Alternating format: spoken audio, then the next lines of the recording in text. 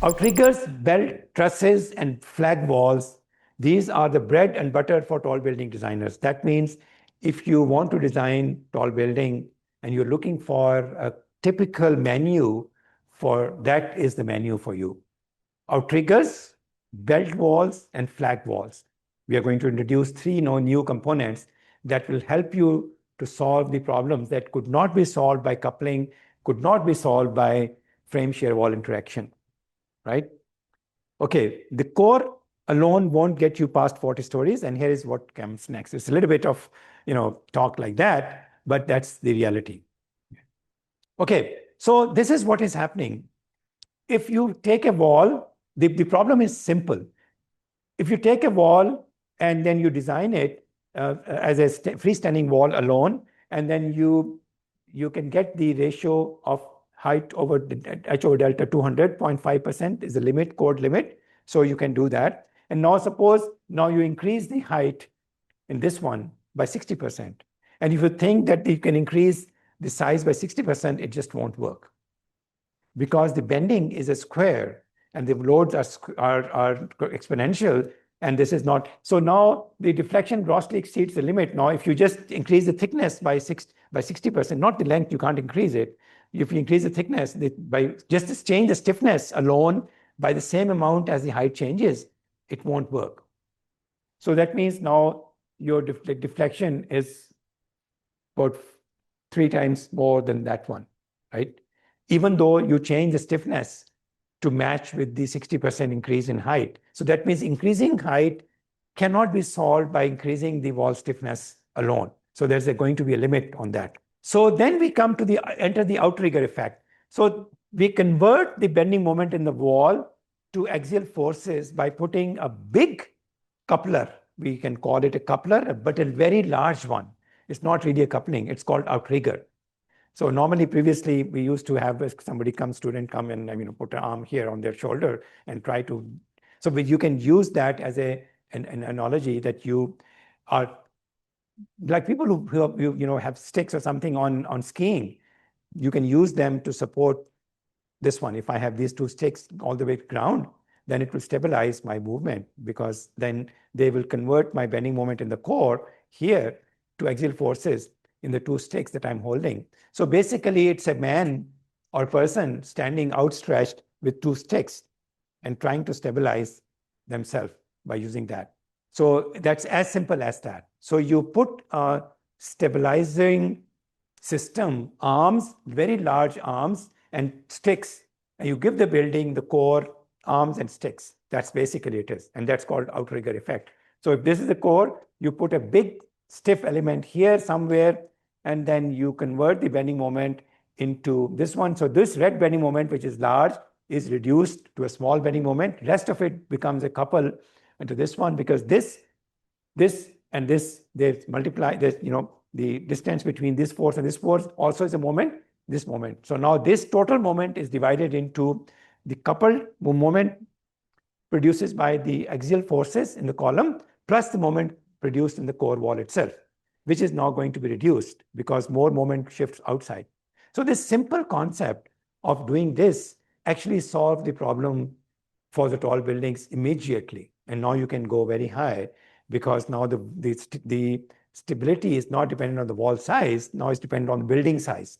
So you take the thing outside the building, one of the 4 rules that I gave you in the beginning, use the outermost edges of the building, not the coupling of the next column, but take the column, last column in the building, not try to couple it with the next column. So that's the effect of the coupling. So basically, from this coupling, which is wall to next column, we move the coupling all the way to the outer column. So we skip this one and we go all the way to there, right? So that's the outrigger now, rather than coupling. If you search outrigger, you will find that first it was used in the boats, sailing boats. Because when the sailing boats, I don't know if you've seen this, it looks something like this. So this is a sailing boat here in the water. They normally have an arm and here, an arm here, like this one. It's a very thin sailing boat. They cannot. So there's a sail here. So wind is coming on this one. So this will overturn the boat. So they put the arms like this one, and they go and then fill in the water here. These are called outriggers. This is the first time the word outrigger was used. And then we borrow that concept from the boats, sailboats being stabilized by arms and then floating elements. Search from the internet, you will find it. And then we borrow it and brought them back to engineering from there, right? So outrigger is not only used for buildings, but used in many contexts. Anyway, so coming back to this one, now it's very clear that we are just using the coupling effect, but we are combining the coupling effect into one location, and we are making it big, and we're calling it an outrigger now. And we are extending it as far as we can. We're not just coupling the frame, we are replacing the frame by axial elements and bending elements. Clear? So that's the solution to all of the problems that everyone asked me. Now, flat slab is not a problem because you can have flat slab. They're not doing anything. You don't need coupling. You just put an outrigger and you're done. Okay, so that's what happens. So if you have now we put an outrigger into this one. So you can see the bending moment without the outrigger, and then the axial forces and the bending moment in the wall now reduce a lot, and it becomes like this one. So outrigger basically convert the pure bending of the wall into a kind of a axial force system and a bending system. Split the bending into two parts, axial force system and a bending system. So the core wall moment reduces significantly. Foundation moment reduces significantly. What is not reduced here? So when you do this one, is the deflection reduced? Is the moment reduced in the wall? What is not reduced in the wall? Shear. Shear will not be reduced by adding an outrigger, and that's the killer problem, because shear coming from here will still have to go through the wall because columns are not going to add much shear capacity because of their size is too small compared to the wall. So which means that when you add the outrigger, bending moment can be reduced a lot, and the deflection can be reduced, drift can be reduced, natural period can be controlled, but shear cannot be controlled. And that's a kind of a limit of the outrigger also, because you cannot put outriggers, no matter how many outriggers you put, the wall still has to carry all of the shear force from the earthquake or the wind. And that puts a limit on the wall size and wall thickness. So the shear wall starts to be controlled by shear now rather than bending moment. So the shear is still going to be a challenge for outrigger system, and that's where the limits will start to come in. Okay, so this is the thing. So we have this wall without the outrigger. When you put the outrigger here, the whole system bends together. So you convert that into bending, and it's very simple now. So it can be done in steel, it can be done in any way. So this can be done in multiple ways. So this is the way the outriggers are done, outrigger trusses, this and that. So many things. Okay, so once more, we can look at it. The location of the outrigger is very important. Where do you place the outrigger? In the middle, at the top? How many outriggers do you need? What will be this? What is the size of the outrigger? 1 story high, 2 story high, 3 story high? So when you go to the idea, okay, I'm going to do outriggers, then several questions will come up. How many levels should I have? How many stories should be one outrigger depth? Where should I place it if it is only one? And that's the study that has to be done for each building, because it depends on so many factors. Okay. At some point, outrigger will be useless. Some point it will be very useful. So this is just giving you this is not the right height to study this one, but it's just a comparison. Of course, this is not, it's just only 7, 8 stories, so you can't study, but just give you the concept. So I use this one. Okay, no outrigger at the top, outrigger at the nearly at the middle. So as you can see here, that this outrigger reduces the displacement more than this outrigger. This outrigger did not reduce the displacement as much as this is the reference. So this displacement is about this one. Here is nearly double. Here is about 4 times. So that means without outrigger, even for a small building like this, the deflection is about 4 times than an outrigger which is placed correctly. Incorrect outrigger is half effective. Okay, how many people are going to tell me why this location is better than that location? The thing is, this one, this is the axial force, the first main reason, axial force in the column. Here, this outrigger is at the top, so it is putting compression and tension on the full length of the column. And as you can see, the axial extension will depend on the length. The stiffness of a axial stiffness is EA over L. So if L is long, the stiffness will drop. That means the effectiveness of the column to hold the building down will reduce as the length becomes longer in tension or in compression. Here, the length of the column under compression and under tension is smaller, which means that the total extension will be less and EA over L will be large because length is half. So stiffness is large. That means their effect of the axial stiffness is much more in that one than in the tall one.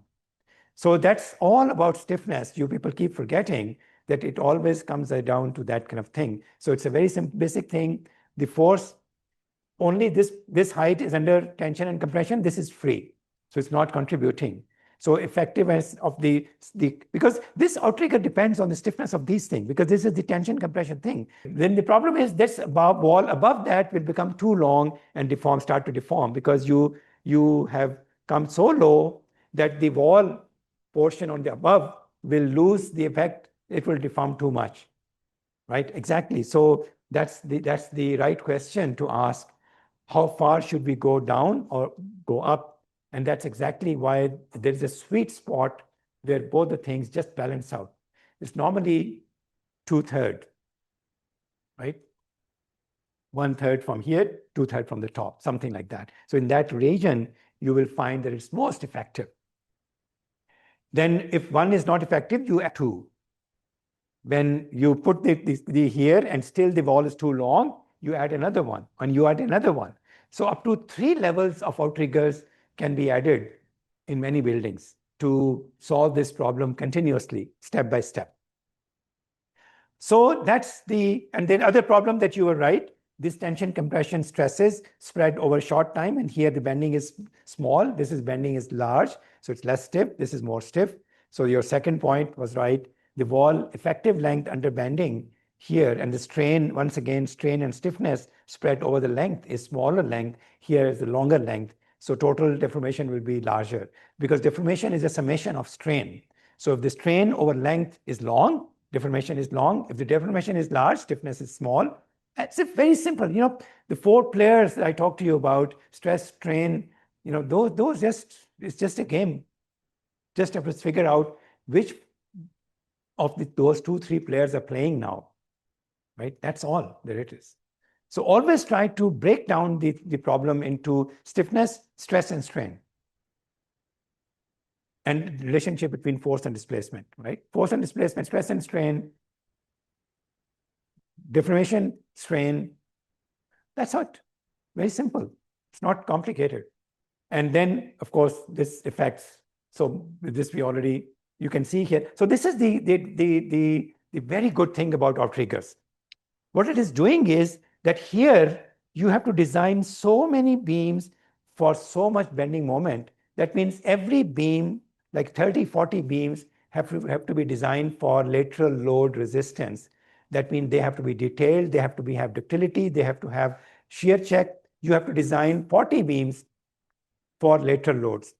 When you put the outrigger, these beams are doing nothing now. They are not part of the lateral load resisting system. You just remove them, and they don't need to be designed for ductility, for rules or depth. You don't care. Now you can put a flat slab here because there's no moment for the lateral load coming there. So outrigger relieved all the beams from the moment and then brought them. And here you still have many beams that still have to be designed. So this is inefficient in a third way. As I told you, This is inefficient because many beams are still deforming in bending and their stiffness is still contributing. So you have third loss here. And here, all the beams have very balanced minimum bending moment from lateral load, almost none, right? So their deformation will be small, design has to be, so that's that's your first reaction is put the outrigger at the top, but that's not the answer, right?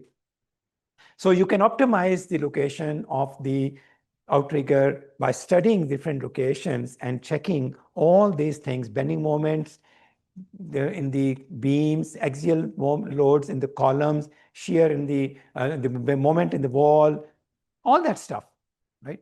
Indeed, easy to check. Natural period, drift, all those 8 things that we talked about, you can check and decide which one is the best one. We have done many theses in the past years trying to find the best location of the outriggers, in buildings. And once again, same thing here. Every beam has to be designed for large shear. Here, all beams have been designed for very small shear. Only one outrigger has to be designed. And it's easy to design because its depth is so much. Little bit reinforcement will be enough. And shear is not a problem because the depth is so much. So everything has been optimized and minimized in this way and just lump it at one location. So the lesson is that it's sometimes much better to lump things at one location than distribute them everywhere. So you only have to design one place and everything else is relieved, right? Okay, so that's the strength of this. There is a lot of problem here in these areas. We will find later some connection problems, local distribution, things come up, shear, jumps, many things you will find later. I will show you when we go to the next level, after the midterm. Okay, now the problem was that somebody said, okay, you want to have outriggers here and outrigger here because outriggers should connect the wall to the column, correct? But architect said, no, you cannot do that because I have people walking around this elevator. If you put these 2 outriggers here connecting my core wall to the column, where will my people go? How can I bring them to the room? I don't want to lose a room for you to have the outrigger. So the outrigger is not liked by the architects, of course, and by the public because you're blocking their space. So somebody said, okay, fine. What if I move the outrigger not here, but outside? And then people say, oh, but that's not going to work because you are not putting them between the wall and the column. And the first reaction, like most of you, no, this will not work because you're not connecting the wall to the column. You are connecting columns and column outside. But once again, you think about it, it's a 3D structure. If you lock one floor, no matter where, the whole floor acts like a box. And that effect will transfer back to the shear wall like axial locking. So the transfer from the outer core will go back, outer level will go back to the core wall through the slab as a couple locking it again. So that this was found not too long ago, and somebody found this idea of virtual outriggers. That means these outriggers are not at the wall, but they are acting almost the same way because when you put them, the whole floor gets locked anyway. And then their effect is transferred through the slab back to the wall, so they don't have to be exactly at the wall. So you move them out. There is some loss because of the in-plane stiffness, so you have to thicken those slabs, the 2 slabs that are here. So you move the outriggers from this location to that location, and they have the similar benefit. This was a great discovery or great innovation when some engineer tried to put the outrigger and the architect said no. He said, okay, let me try something, and he worked, and then he published a paper, and everybody found out, oh, this is great. But when we moved here, the people also found another interesting thing, that if I put the outrigger here, I also can put the outrigger there, because the problem here is, now please watch carefully, the problem here is that these outriggers are resting on these 2 columns only, and these 2 columns only. These columns are not being loaded by the outrigger, which means that these 4 columns have to be made bigger than the other columns. and their axial strain will be much larger than the other. You will have non-uniform axial strain coming in the column because some columns are so heavily loaded in tension and compression compared to the other one, and that's not good. So we have a problem. But if you put this move here, all these columns are now fully connected by a deep beam. So if I put the outriggers and connect them by this beam on the cross pin, I can activate all the columns and I can distribute that load to all the columns. Or people say, oh, this is like a belt. I'm putting a belt around the building. So all the columns can be activated. So the outrigger and belt combined together became one system where you have an outrigger to transfer the load from the core wall to the column, and then you have a belt to distribute it across all the columns. But the good thing is that belt also works as a virtual outrigger. So we come to this interesting combination of belt and outrigger where you can see from here that here it was like this, we moved it outside like this, so it moved here. So this is good. But if you put the same walls on that side, you get a very nice belt, which makes a very nice system, blocks one floor completely, distributes the load on all the columns, reducing so many problems. So then they said, okay, why don't we just put some trusses, let the wind view be known, people can still see from the diagonals. So belt trusses came into being, which worked as a virtual outrigger, and then this became a very popular system moving forward with many things later. So you can see the development evolution of system, how every structural engineer, designer added one thing, coupling to outrigger, outrigger to virtual outrigger to belt, belt to belt trusses, and so on and so forth, right? It keeps on going. But the concept is very simple. 1 + 1 is greater than 2.